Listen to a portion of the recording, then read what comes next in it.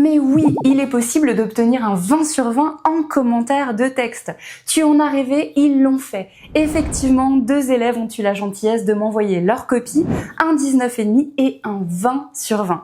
Et tu vas voir que leur devoir ne manque pas d'atouts. Nous décortiquons tout cela ensemble et tout de suite.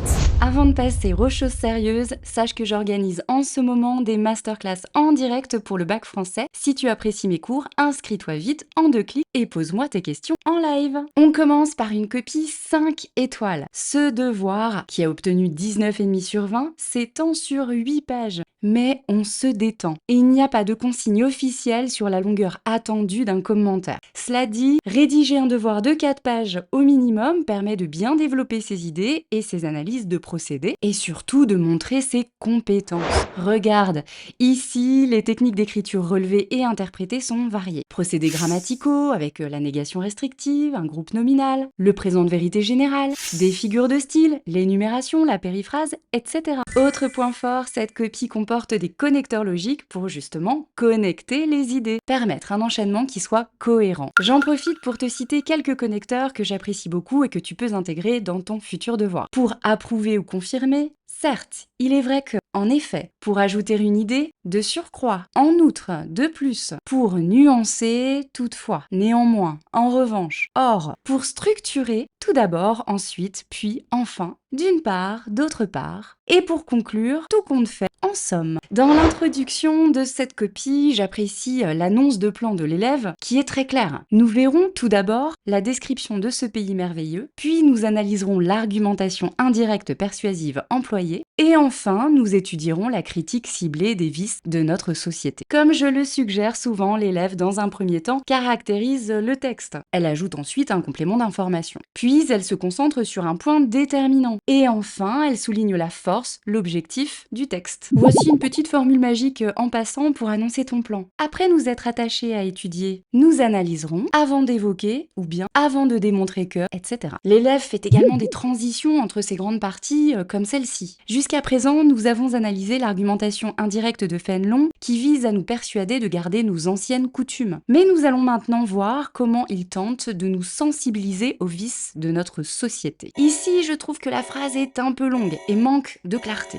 Je propose, dans cette argumentation indirecte, Fénelon ne se contente pas de vanter les anciennes coutumes. Il nous invite également à nous faire réfléchir aux vices de notre société. Enfin, la conclusion comporte une ouverture, ce qui est recommandé, pas obligatoire. Nous pouvons faire un parallèle avec Oraison funèbre de Bossuet, qui est une critique sous-entendue des courtisans superficiels. Bien sûr, l'élève a souligné le titre des œuvres. Voyons maintenant la copie d'un élève qui a obtenu la note exceptionnelle de 20 sur 20. Toi aussi, au bac français, tu peux le faire. Allez, cela commence très fort avec une superbe amorce. Le romantisme du 19e siècle célèbre parfois la figure du héros solitaire et courageux qui se distingue par sa bravoure et ses sacrifices. Attention, je ne te conseille pas de faire une accroche sur le mouvement littéraire, surtout si tu n'es pas sûr de toi. Certains textes n'appartiennent à aucun courant précis ou mêlent plusieurs influences. Dans ce cas-là, il vaut mieux partir d'une idée plus large, un thème ou un genre littéraire. La problématique de l'élève. Nous pouvons nous demander comment ce combat met en valeur le courage du comte en opposition à la lâcheté des officiers anglais.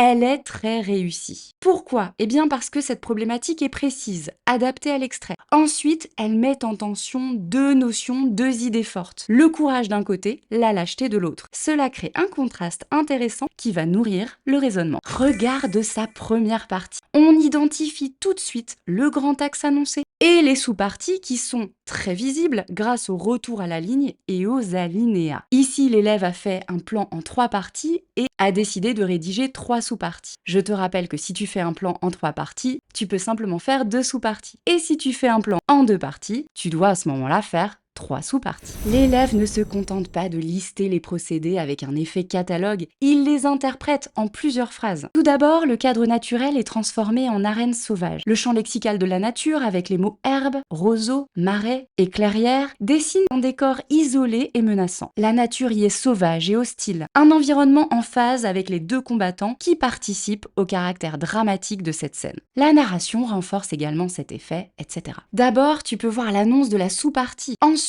des procédés assortis de citations avec les numéros de ligne et une interprétation claire. De plus, ce lycéen s'efforce de rédiger une transition à chaque fois entre les parties, et celle-ci est plutôt bien construite, avec d'un côté un bilan clair de ce qui vient d'être analysé, le courage du conte, et de l'autre une ouverture, un lien logique vers la suite du développement, la lâcheté des autres personnages. En somme, le mystère autour du conte, son courage, ainsi que son sacrifice, permettent de le mettre en valeur et d'en faire un véritable héros romantique. En revanche, ces qualités ne sont pas données à tout le monde. La conclusion est très bien structurée, elle aussi. Elle récapitule les étapes du raisonnement en 3 temps, ce qui correspond aux 3 parties. Tu peux d'ailleurs relever les 3 connecteurs logiques, d'abord, de plus, enfin. Ici, je l'avoue, j'ai légèrement reformulé les phrases qui étaient un peu longues dans le devoir original. En conclusion, la scène est tout d'abord construite comme un duel dramatique avec une montée en tension silencieuse et un combat bref, intense. De plus, la mise en valeur du mystérieux personnage fait écho au héros romantique prêt à se sacrifier. Enfin, les officiers anglais créent le contraste en raison de leur attitude passive qui marque une grande lâcheté et un manque de courage certain. Bravo à ces 2 élèves et merci encore à eux de m'avoir envoyé leur copie. Bon courage pour le bac!